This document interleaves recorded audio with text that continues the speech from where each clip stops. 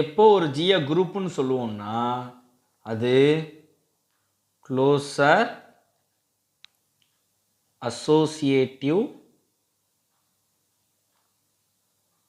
Identity inverse. இதெல்லாம் வந்து existence. ஓகேங்களா? இந்த நாலும் எனக்கு ஜி சாட்டிஸ்ஃபை பண்ணிடுச்சுன்னா இதை குரூப்புன்னு சொல்லலாம். ஓகேங்களா? இதோட ஃபிஃப்த்து கண்டிஷன் காமுடேட்டிவ் ப்ராப்பர்ட்டியும் சேர்த்து சாட்டிஸ்ஃபை பண்ணுதுன்னு வச்சுக்கோங்களேன். ஓகேங்களா? காமுடேட்டிவ் ப்ராப்பர்ட்டியையும் சேர்த்து சாட்டிஸ்ஃபை பண்ணுச்சுன்னா இது ஜி இஸ் அண்ட் அபிலியன் குரூப்னு சொல்லுவாங்க. ஓகேங்களா? G is and எபிலியன் group.